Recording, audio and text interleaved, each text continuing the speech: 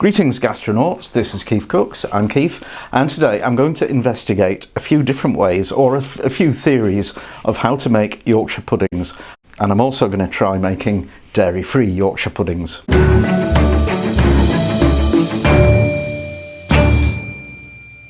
Now, dairy-free Yorkshire puddings is not something I would normally attempt, but I've had a request from Jessica Feldman, who's intolerant of all things dairy and still loves Yorkshires, so I'll have a go. I've never done it before. It might be interesting. There's an awful lot of mythology, folklore, old wives' tales surrounding the making of Yorkshire puddings. Some of them have some basis in reality, a lot of them are just tosh.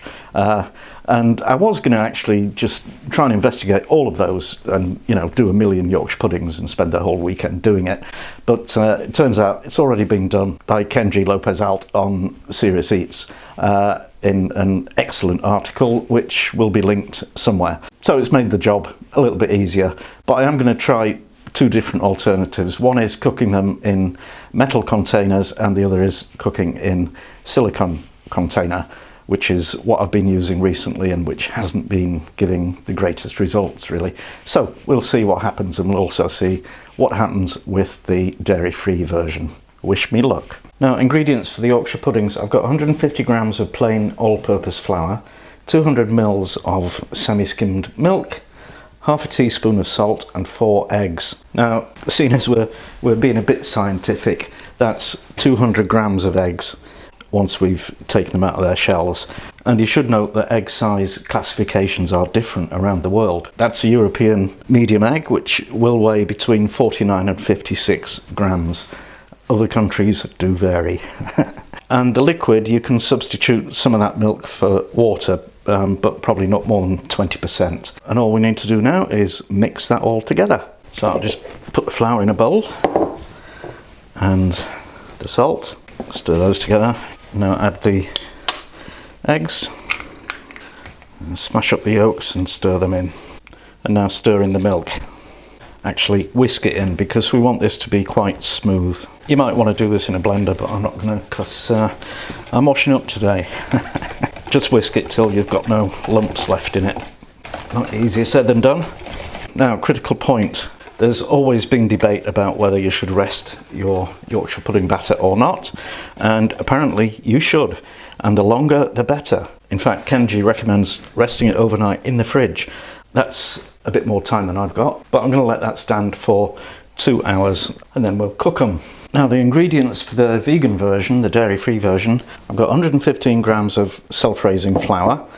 I've got some soya milk, that's 280 ml, which seems like an awful lot of liquid, but who knows.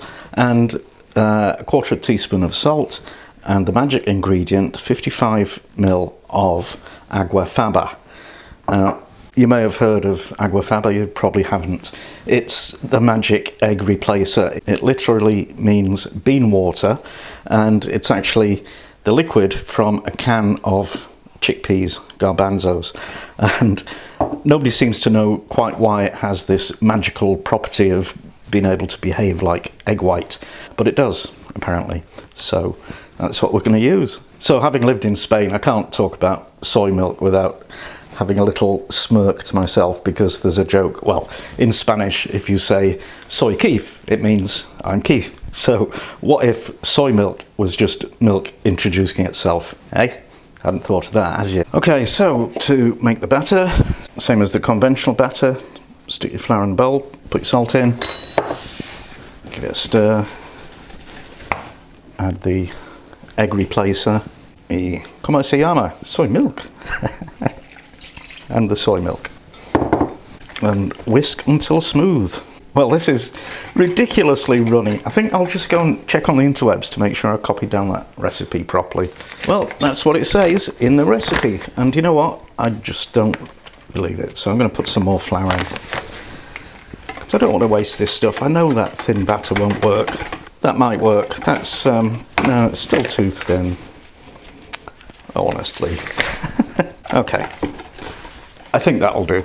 So, doesn't need resting apparently, so I'm going to preheat my oven to as hot as it'll go. Right, the batter's actually had about 3 hours resting, so it should be well ready. And I'm going to do some Yorkshires in this silicone muffin tin and some in these individual, well, they're little pudding tins, to see if it makes a difference. So in the metal ones you want a bit of fat, and this fat is lard. The ideal fat would be beef or pork dripping, mainly because it's tasty. Well, it's a lot tastier than plain vegetable oil. And if you're doing your Yorkshires with a big slug of beef or pork, then you will have beef dripping available. So I'm going to pop those, well, I pop the tins in to the oven for a few minutes just to melt the fat. Yorkshire pudding folklore says that the fat should be really hot and sizzling, but apparently that doesn't make any difference. So a spoonful of batter in each thing, and I'll pop those in the oven for 25 minutes. Now, another bit of possibly folklore is that you must not open the oven while these are cooking. I actually have probably no reason to, so I won't. Okay, they've actually had 15 minutes. I'm looking through the door of the oven and they're going to hit the roof of the oven if I don't take them out now. Oh my goodness, look at those monsters, whoppers. Whoa.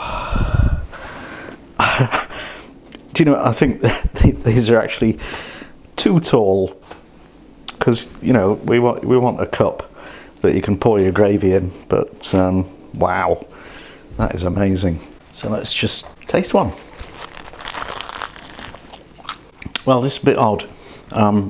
They're still a little bit actually raw in the middle, burning on the outside, so I guess maybe my oven was actually too hot. We still haven't achieved the perfect Yorkshire pudding, but it's pretty close.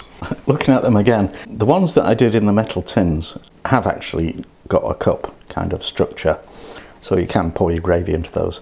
The ones that I did in the silicone are closed on the top, but if you turn them over, they're a bit open, so you could serve them upside down, get your gravy in that way. But I think I'll be ditching the silicone from now on, and it may be to do with the hot fat in the bottom, because the silicone had none and this had some. Right, you probably noticed I didn't show you the finished result of the egg-free vegan Yorkshire puddings, because they turned out as flat as a pancake. They were Yorkshire biscuits, they were rock hard, they were utterly disgusting, and I was so annoyed that I didn't even bother to film it. Anyway, they're in the bin. It's a week later, I'm going to have another go, and I've looked at a lot more recipes for this, and basically it doesn't look to me like anybody's cracked it yet, so I'm just going to wing it. Basically what everybody else has got looks like a bun, a solid bun, not a cup of batter. I don't know if we'll manage that this time. I'm just having a go. So I've got 100 grams of self-raising flour, and the creamy bit is 20 grams of gram flour, chickpea flour. I've got 150 mils of soy milk, the liquid, the aguafaba from a can of chickpeas, a pinch of salt, and a teaspoon of bicarbonate of soda. So let's give it a go. So I'll just pop the two different kinds of flour into a bowl, and a quarter of a teaspoon of salt, a teaspoon of bicarbonate of soda. And the reason I'm using the gram flour is to give it a little bit of body and hopefully a little bit of yellowish colour. Right, let's get the aguafaba. My idea is to whisk the aguafaba to get a lot of air in it before we add it to the flour.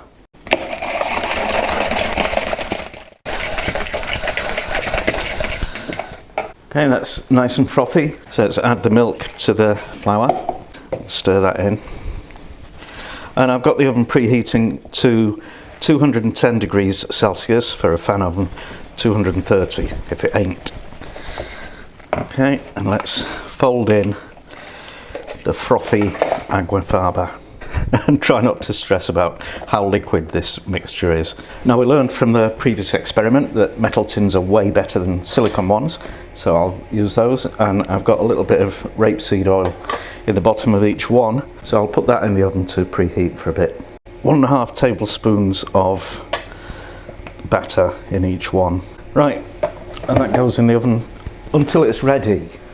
Well, they've had 20 minutes and they are still Yorkshire biscuits. Got Crikey, I don't know. And they're not cooked in the middle. That is disgusting.